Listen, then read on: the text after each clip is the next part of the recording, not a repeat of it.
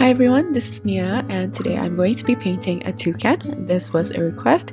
I think this wouldn't be a subject I would personally pick, but I thought that this would suit the summer feel, so let's give it a go. Of course, I started by sketching and I had to use a reference for this one, and this is the picture I've chosen. I know there are a lot more colorful ones, but I love the warmth and the oranges, and I feel like this would stand out against the green background, so I decided to paint this one. But with this layout, you can also change to a more colorful toucan if that's your preference. By the way, for the outline, I'll have it in my coffee shop. I had quite a difficult time drawing this one out because I'm not used to drawing large birds, but basically here I tried to get the main features of the bird first.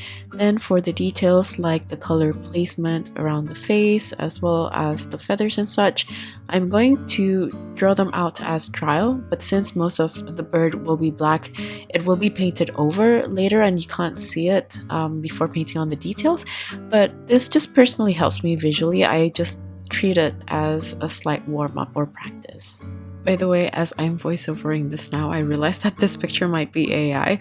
I realized that the tail is kind of long compared to some of the toucan pictures I've seen, which is annoying because I don't know much about these birds, but I do like the value of the feathers because from looking at this, it made me want to try a different approach and technique for the painting. But just be mindful of this when you're painting your own. You might want to fix the proportion of the tail and look out for other details. But of course, you can still use the techniques from this tutorial to apply it to your own painting. Next, for the colors, here are the ones I'm going to be using.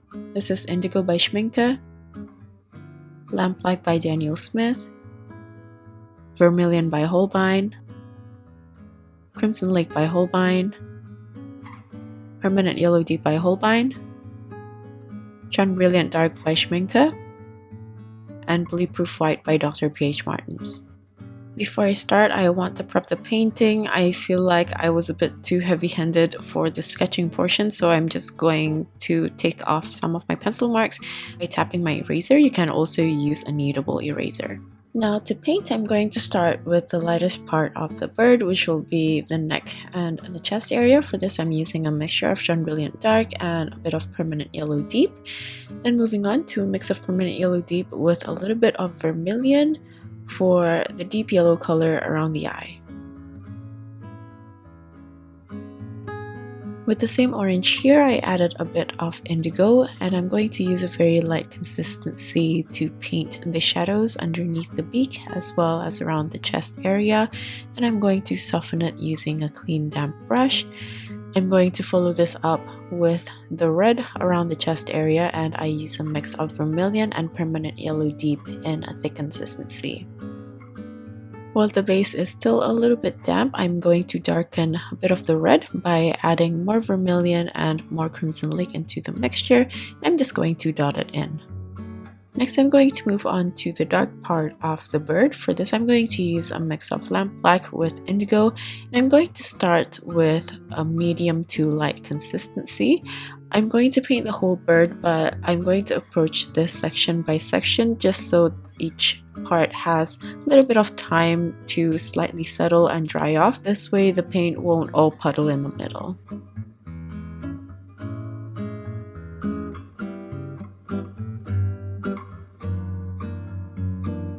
I felt like the color around the belly is too light, so while the surface is still damp, I added more lamp black around the bottom. Be very careful though, because the red part of the chest still wasn't completely dry.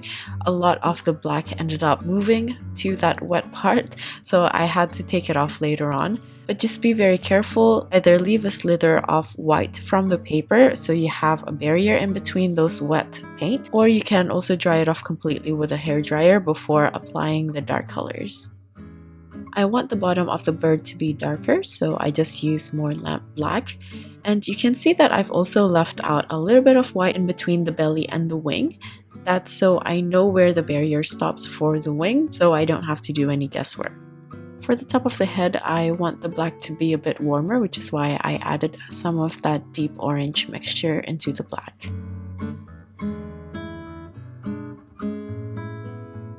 I'm also going to use the same color mixture with the reddish black and the bluish black for the tail. At first, I wanted the tail to somewhat disappear into the background, but I ended up keeping the length.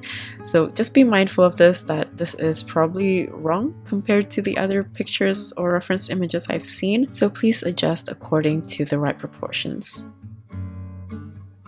The body of the bird is very wet, so now I'm going to leave them to dry and move on to paint the beak. I started with Jaune Brilliant Dark to paint the top, and then while the surface is still damp, I follow it up with some Permanent Yellow Deep, and as I get towards the bottom of the beak, I used a mix of Vermilion and Permanent Yellow Deep, so there's a gradual gradation between these colors. I want to leave a bit of white sliver in between the top and the bottom beak. I use the deep yellow for the base of the bottom beak. Then I'm going to follow this up with a thick consistency of vermilion, and then for an even deeper red, I added some Crimson Lake into the vermilion for the tip. You realize that I haven't painted the black tip for the top of the beak. That's because I want to make sure that all of these yellow bright colors are completely dry before adding the black. This is also when I realized that the black has traveled too much into the red of the chest, so I tried to take some of it off using a clean damp brush. Then I'm just going to paint it over using a thick consistency of vermilion and Crimson Lake. The body of the toucan should be completely dry by now.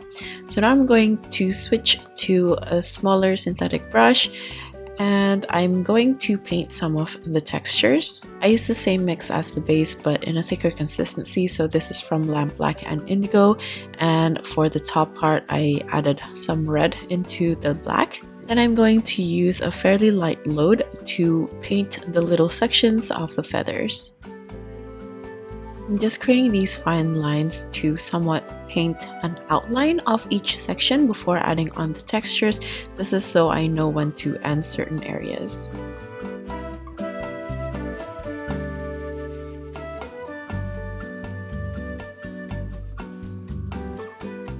Once I'm fairly happy with the sectioning, I'm going to start adding longer lines for the texture of the feathers.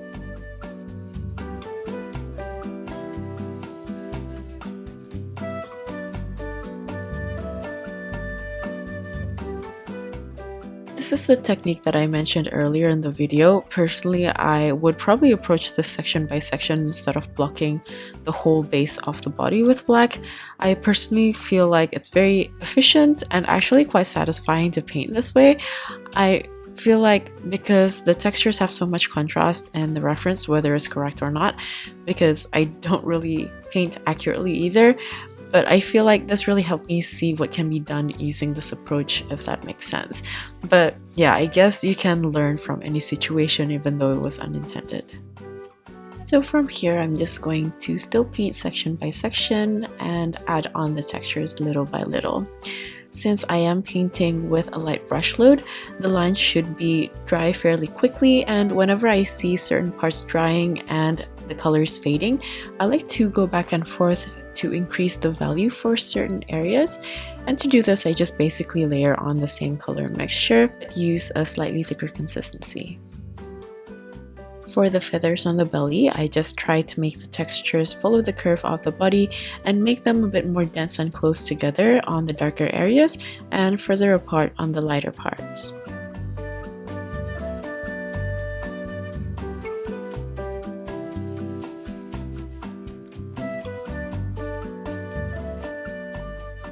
Now that all the other details are dried and you can see the colors fading and they look very light, I'm going to build on the values, especially around the bottom area and also under each section, and this way the textures will pop out more.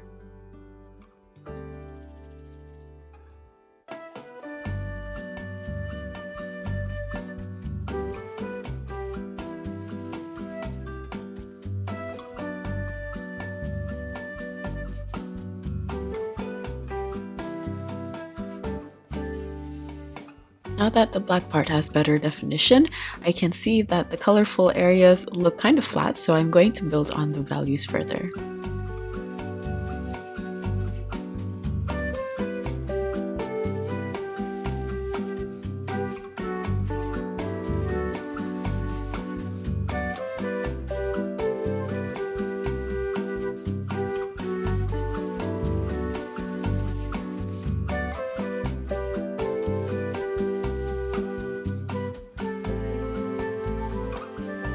Now I'm going to go back to the beak and paint the black part now that everything's completely dry.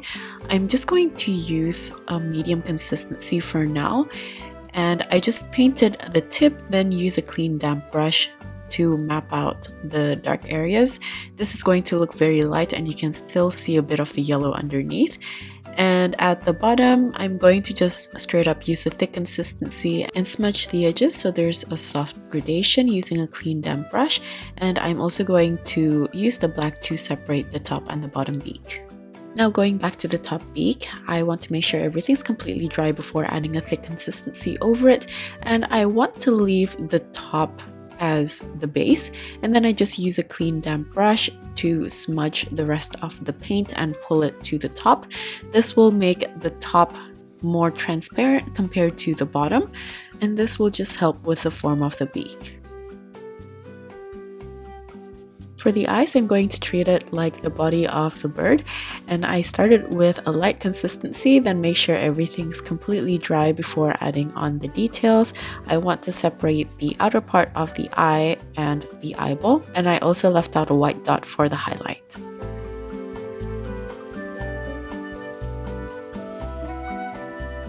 I'm going to do the same for the feet. I'm starting with a light consistency of the black. You can either mix it with the blue or the red, it's completely up to you. And I want to completely dry this off before adding on the shadows to make it look more three-dimensional.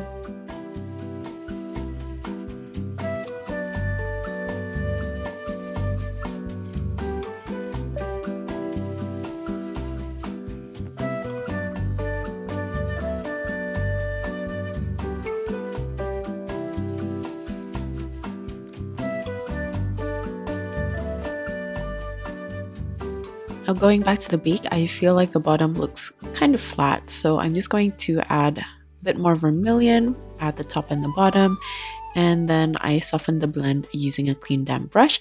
So the top and the bottom part are a little bit darker and there's a subtle highlight in the middle.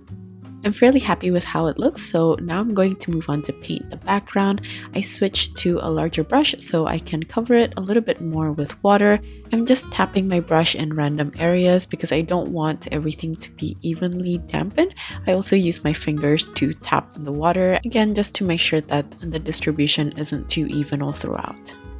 While dampening the surface, I left out the branch completely dry because I don't want any of the green to cover that part. As for the green, I used a mix of permanent yellow deep and indigo. It's up to you what ratio you want to mix the green and what tone of green you want. Personally, I like to mix up the tones, so some areas might be a bit more yellow, whereas others will be a deeper dark green. Just like how I dampened the surface, I want this to be placed quite randomly. I want the edges to be uneven, and I want the background to look blurry and abstract.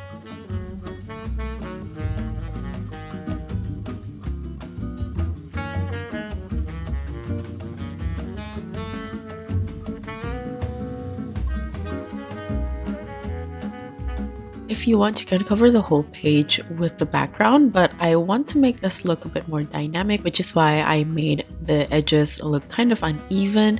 And while the surface is still damp, I also want to add some leaf textures on top of the branch, but this will just blur out.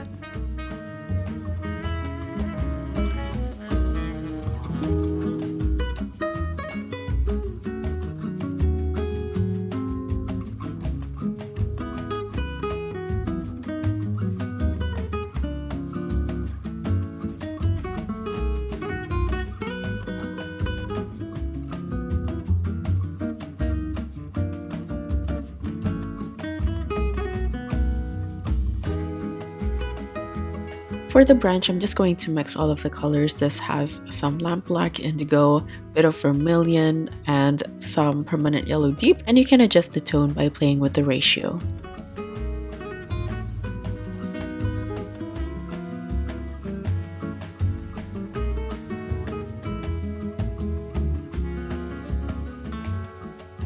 While the surface is still damp, I'm going to use a darker value. I added more lamp black, and I'm also going to add a bit of vermilion into the mix. And I'm going to use a thick consistency to darken the edges on one of the sides. I also want to create some dry brush textures as well. For some added looseness, I'm going to splatter a bit of this brown, and since there's still a bit of space underneath the branch, I'm going to add some leaf textures.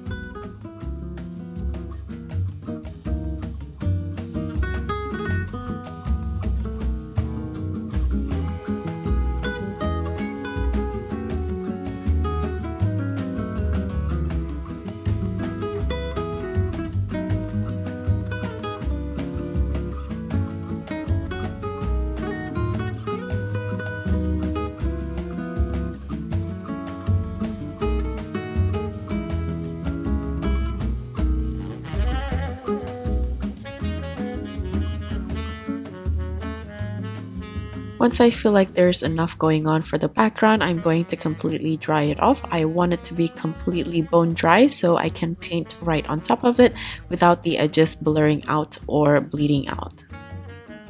I'm going to use the same dark brown and a thick consistency to add some loose textures. I'm going to treat this somewhat like a drawing, and I'm adding shading and some curved lines to follow the curvature of the branch to give it some form.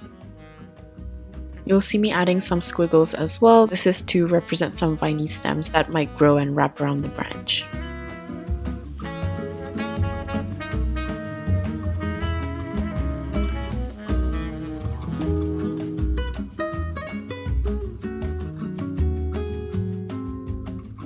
I'm also going to add some extra leaf textures, but just like the details of the branch, I'm going to paint it loosely.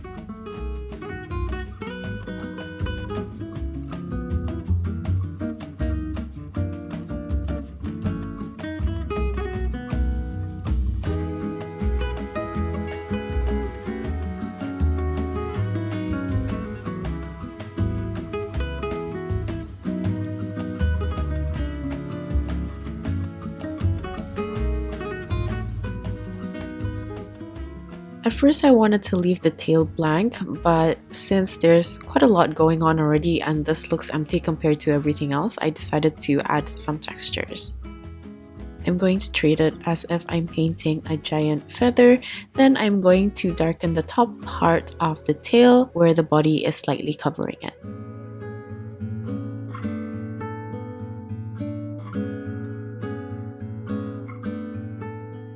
I'm also going to add some details around the leaves, but then I felt like the edges look a bit too sharp and clean compared to the background, so I decided to smudge it just using a damp brush. Then I tapped in some extra darker values for a bit more contrast. Now going back to the beak, I want to add some more warmth at the bottom here, so I just use the consistency of vermilion, and I also want to add some highlights on top of this to make it look a bit more glossy or smooth. For this, I'm using a medium consistency of bleed proof white. Then I feel like I want to darken the black further just for it to look a bit more strong and prominent. And that's basically it for this painting. I really enjoyed the process. It's a technique that I feel I try to incorporate more in the future. I hope you enjoyed it as well and found it informative despite my mistake with the reference image.